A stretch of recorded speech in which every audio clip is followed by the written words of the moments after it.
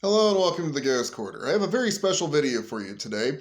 Now, I know you've all been waiting for an update on, oh, I've got this cool arcade machine coming in. I legitimately do. I legitimately do, but I'm still working on paying it off. It's a little bit of one of those situations where you're like, but nah, when you get the money.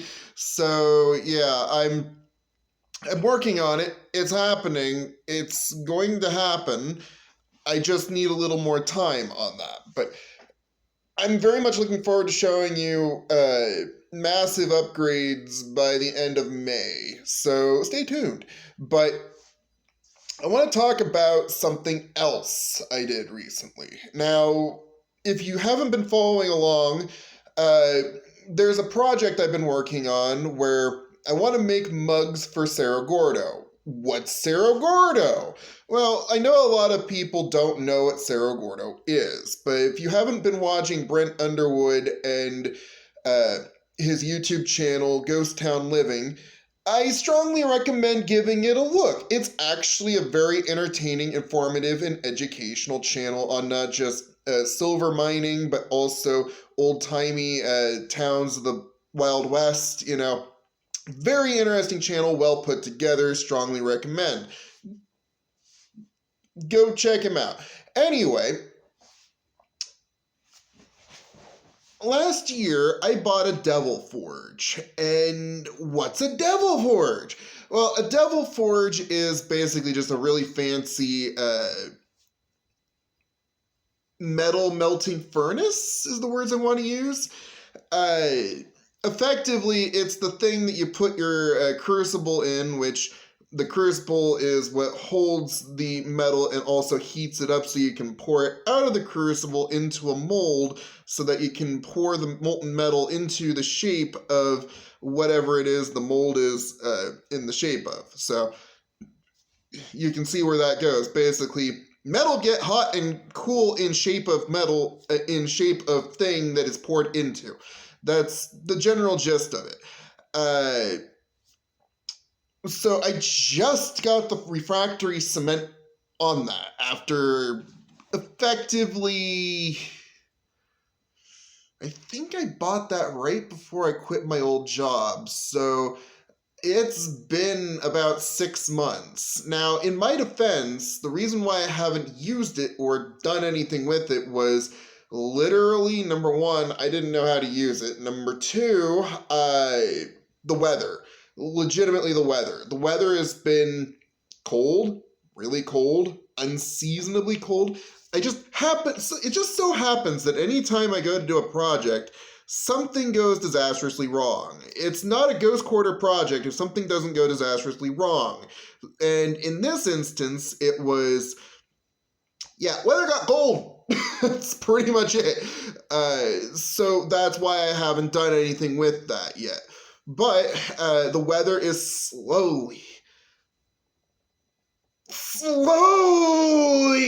getting warmer. It's literally people are coming in complaining at Napa going, it's still too darn cold. Why is it so cold? It's April. It shouldn't still be cold.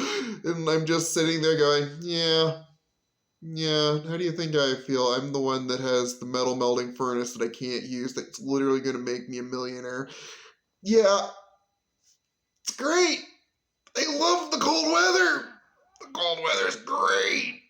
I love it so much. It's,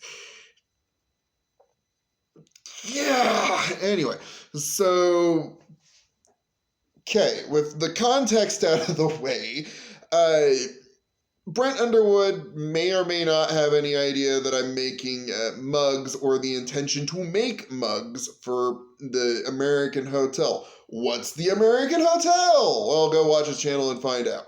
But I'll give you a very quick, brief rundown of that. It's an old building that's really cool that burned down, and he's trying to rebuild it. In fact, he's, in fairness, got it about a third of the way done so far. He's got the basement and the bottom level done. He's about to start working on the walls, according to his current video as of the time of this video going up.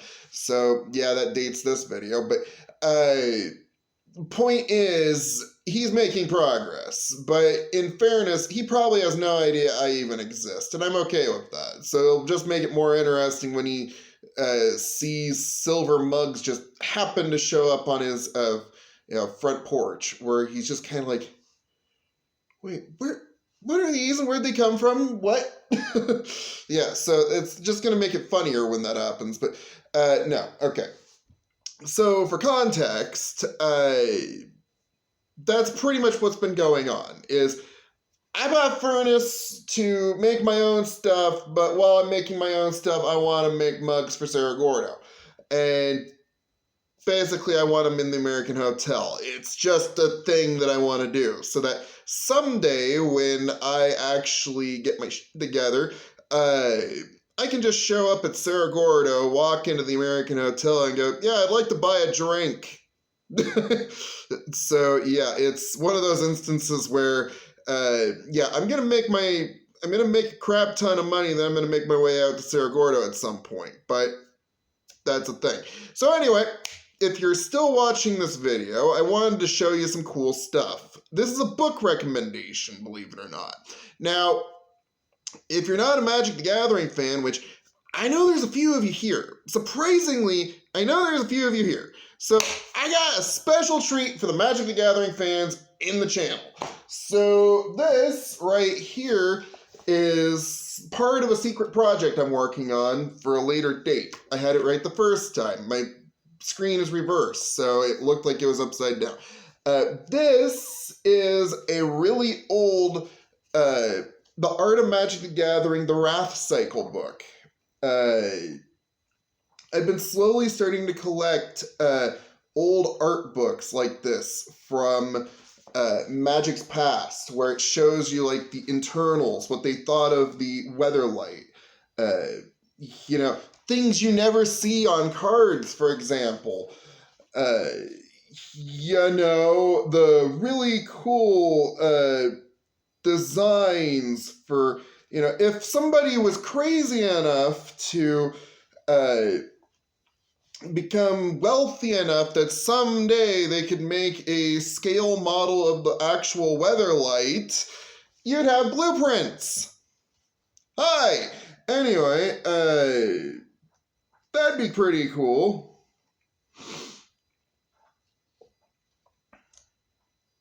Yeah, anyway, so this is a cool book that I bought. Now, fun story about this. The girlfriend and I were talking, and I'm like, hey, I'm trying to find this book. I can't find it anywhere in stock for not $100. And she's like, well, I know a place. And I'm like, okay. And so, long story made short, I took her up on her advice, and I made an account with this particular website. And, I threw it into my, wish list, just kind of a, hey, let me know when this comes back in stock, blah, blah, blah, blah, blah situation.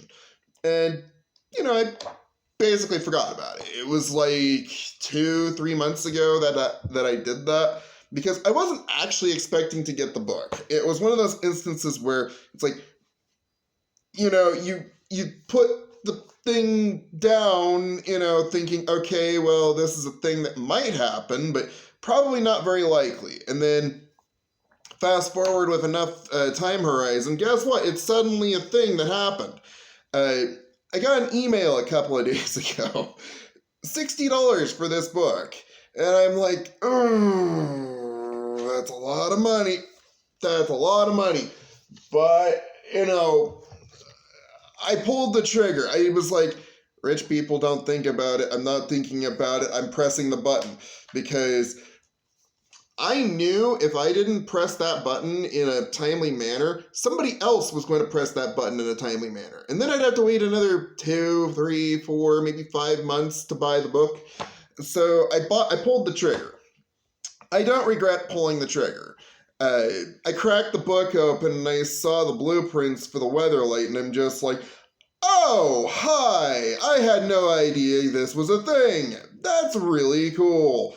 And yeah, so I'm very much looking forward to the day when that's a thing. But, so what's funny though is at the same time I was going for that book, I put that on my wish list, whatever, but I'm wandering around the website going, well, I wonder if there's any, like cheap books that I can buy for silversmithing, because, hi, I'm still trying to become a silversmith, because long story made short, I like stacking silver, but I like to have my silver in some kind of utilitarian form where I can actually use it for something other than just, I got a big brick of silver. Big brick of silver. Big brick of silver. I got a big brick of silver. It's fine if you're stacking silver, trying to prepare for the economic collapse. But what's more useful? Brick of silver or glass I can melt down into something else if need be, and in the meantime I can use it as a glass, or a plate, or a spoon, or, a urinal pot, whatever. Point is, you can actually use it for something. I don't recommend that last one, but my point is, you can at least use it for something. And there's a surprising amount of things that you can make out of silver. A surprising amount of things.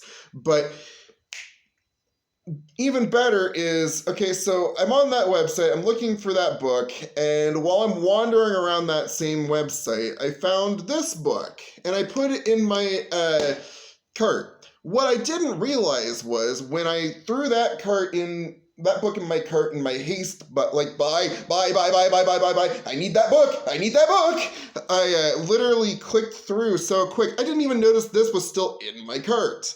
Now, most people, would be like, I can't believe I spent all that money on that. No, this was $4.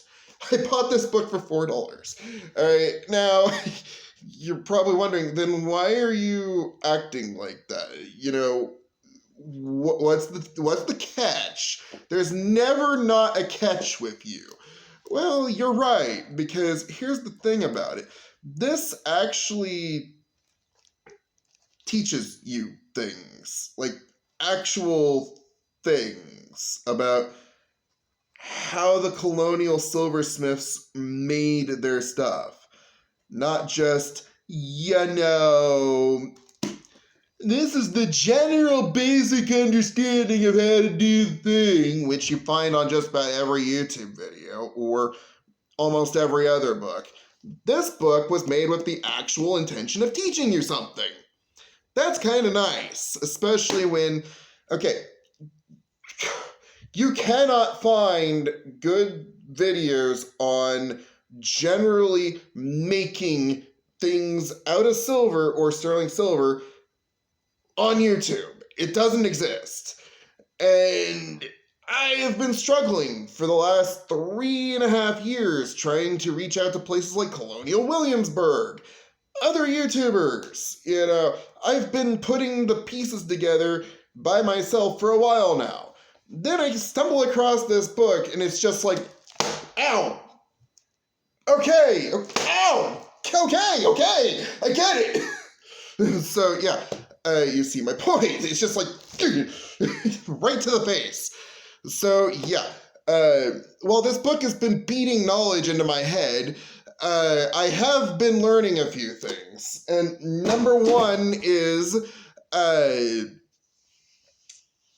it's not just stretching the metal. It's stretching the metal in a specific way. And then reheating the metal and figuring out how to solder the stupid thing so that it all fits together and you can cast certain pieces so you don't have to do it by hand every single time.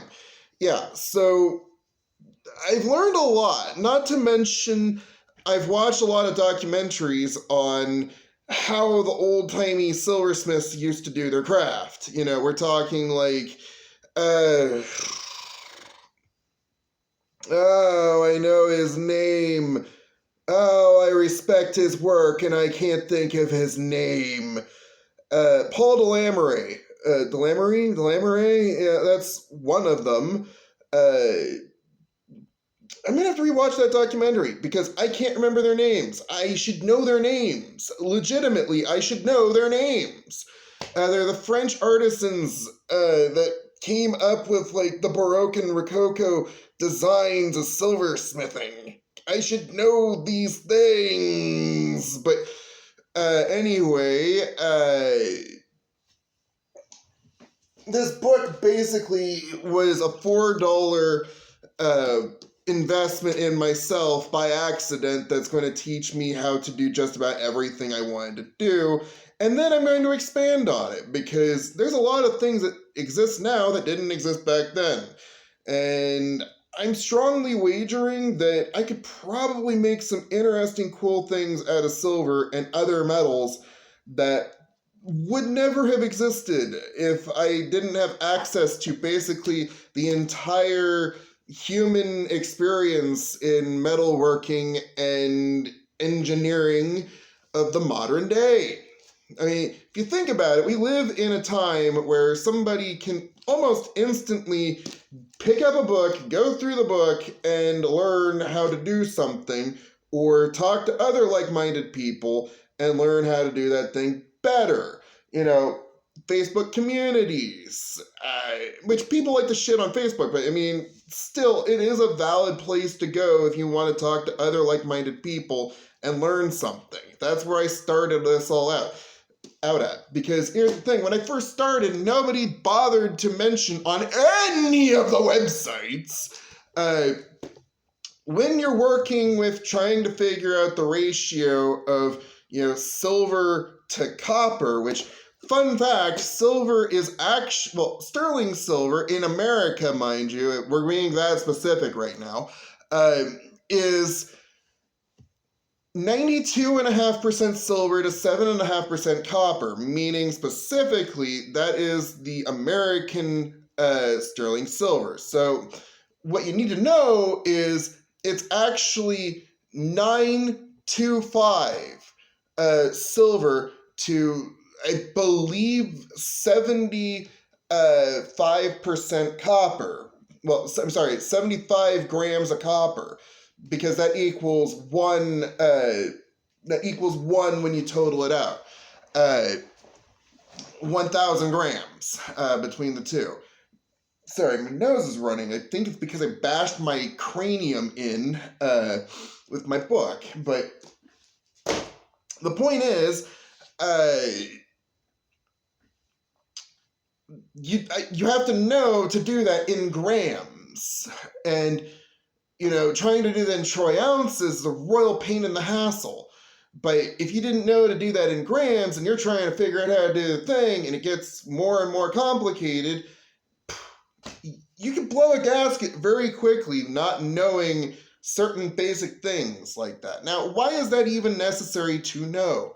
Well, the reason why is the sterling silver shot that you buy, half the time you don't know what they actually used, because good sterling silver is 7.5%, 92.5% silver to 7.5% copper, meaning basically that gives you all the workability of the silver without compromising the integrity of the color or any of the luster that silver has. But you can use a substitute for the silver. For the copper.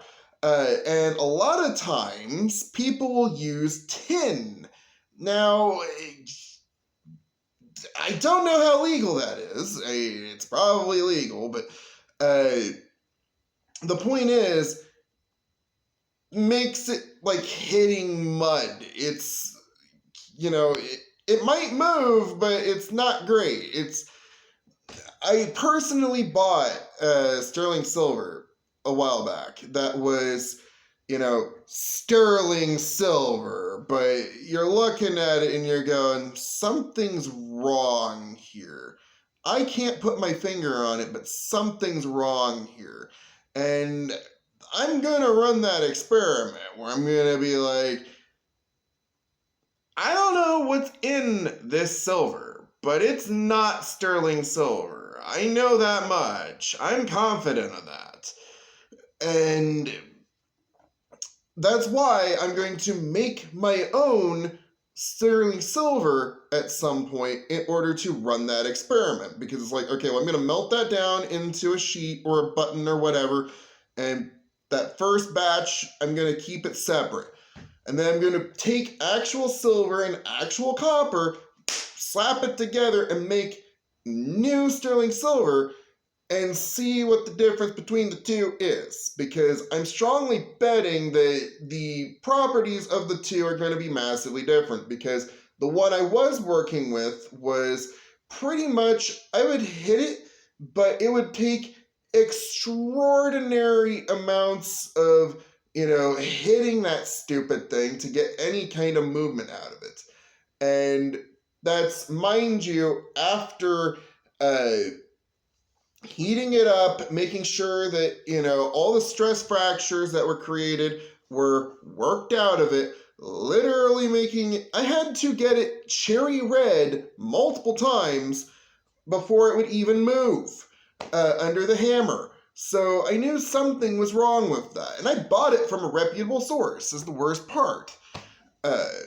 So yeah, anyway, grumbling aside, this is a lot of words for, I bought some cool books, I've been reading a lot of stuff, doing a lot of work in the spare time to be able to say, I'm almost ready to start the actual silversmithing project that's going to get the mugs made for Cerro Gordo, which, that's going to be pretty cool. I'm going to be honest though, I don't have the money right now to be just chucking silver mugs at him. So that's going to be a little bit. I got to get a few small projects under the belt first. There's got to be some work up to that. So it's going to be projects that build my skills and makes me some money, and then do the big project, which I think that's going to probably be a lot of, okay, I need to learn how to make the small parts so that when I go to do the really nice big mugs or the nice, good mugs, I have built up the skills necessary to actually do that at a, professional level, or maybe not even professional, but a passing grade level of acceptable. That would still be better than nothing. And, it could turn into a thing where it's like every year, it's like, okay, well, I'll send another one out to it to show, the progression of my skills. And maybe that might end up being a thing on his wall where it's like, this is number 1, this is number 2, this is year number 3, and it'd just be a cool thing on his wall at that point. I don't know, but my point is, I got a lot of good things going here. It doesn't feel like it sometimes, but I have to remind myself that, I literally have access to things that most YouTubers don't. I have the tenacity to sit there long enough to read the materials, which most people don't read. When's the last time you've picked up a book and actually read a page of said book and then read the rest of the book? Probably been a while. Because most people are of the mentality that, oh, I'm out of school, I don't need to learn nothing, and then they wonder why they're broke for the rest of their lives. So, but there comes a certain point where you have to stop reading and actually apply what you've read, and we'll get into that in another video. So thank you for watching. The silversmithing project is coming, and it's coming hot, fast, and heavy soon. So stay tuned for that. I'm going to go now. Talk to you later. Bye.